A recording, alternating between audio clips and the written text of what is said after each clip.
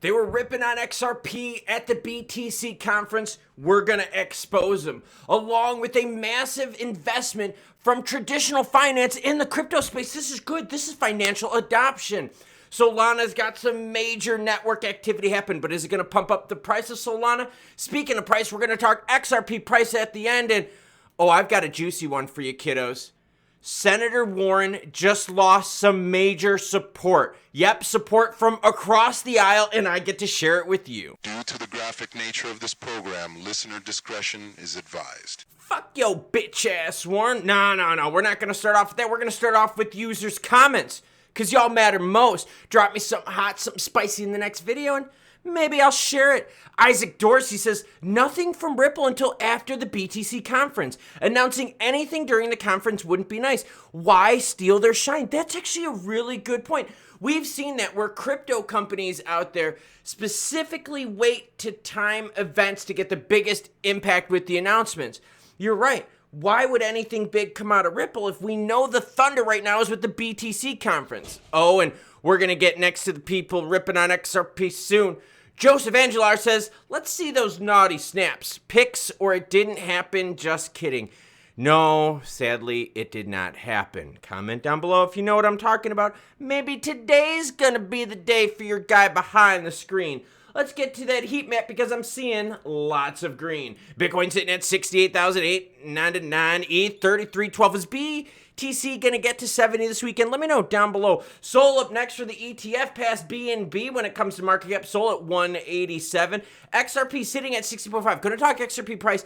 I am super excited where we're at. Now, granted, we did not get Torres action, but I'm excited. I'll share with you soon. But first, let's start celebrating. U.S. Senator Roger Marshall withdraws support for Elizabeth Warren's anti-crypto bill. Republican Party Senator Roger Marshall, he's a Republican, supporting, yes, Warren, Democrat, anti-crypto. But now my guy is like, oh, shit.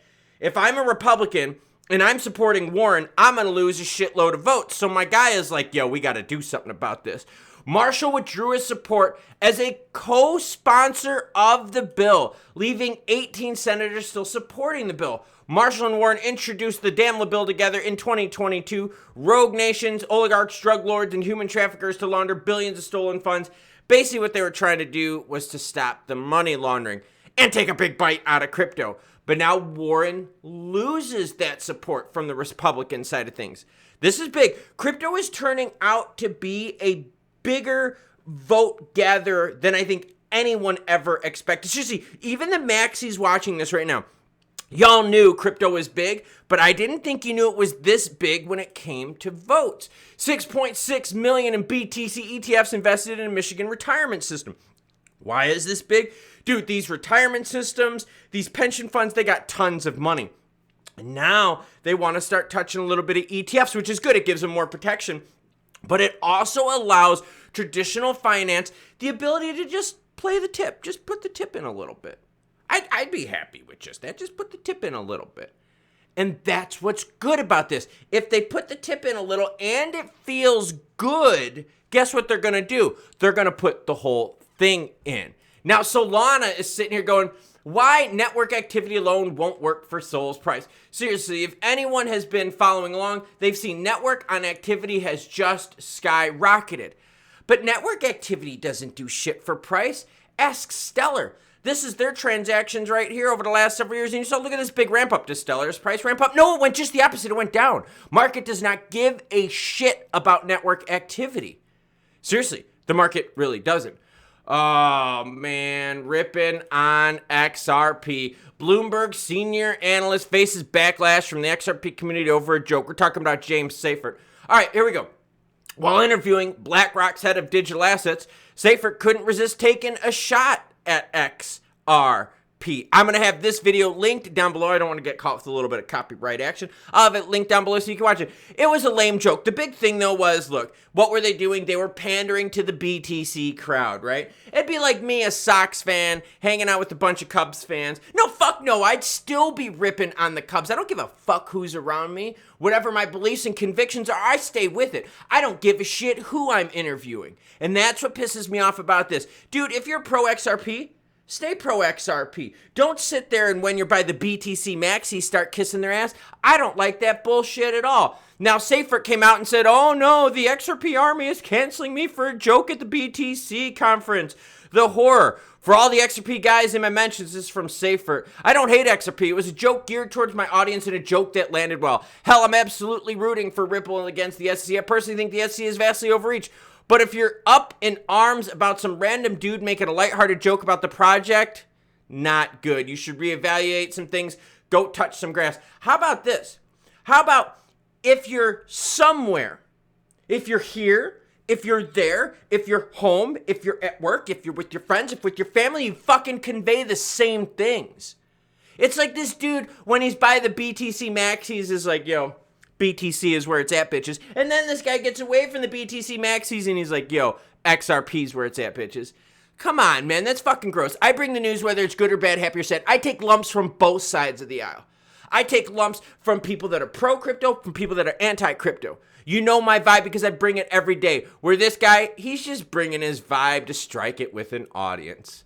Now, what am I happy about? It's what's up on the screen right now. Speaking of what's up on the screen, you should touch that like button down below. And the subscribe button so you don't miss out because, yo, it's been pretty juicy.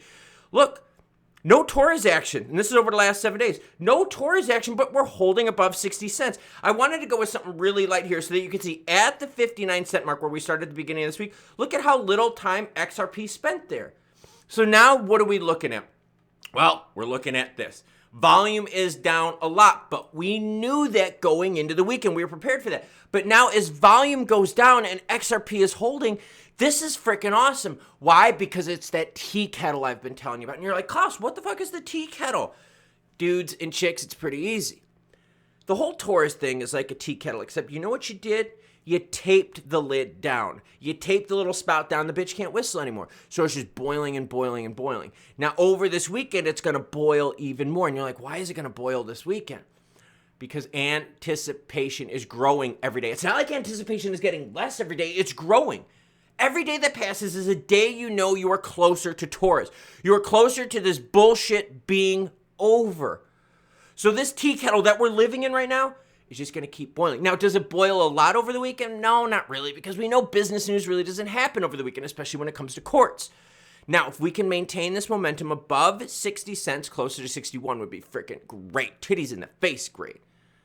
What happens then when we roll into Monday and the anticipation is even higher and that tea kettle is boiling even more? Exciting, isn't it?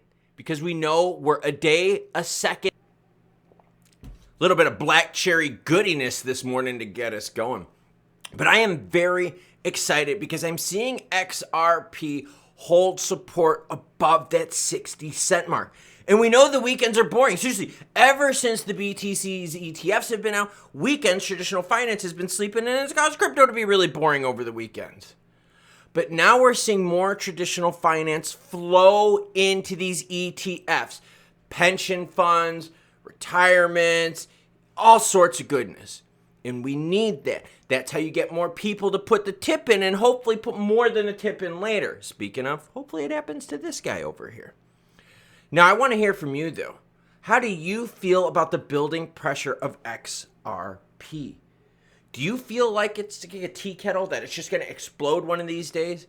That we're just building up anticipation growing daily that Torres is going to finally get this thing over with and we can move on? Let me know what your thoughts are down below. I got to get going because I got to get a run-in this morning.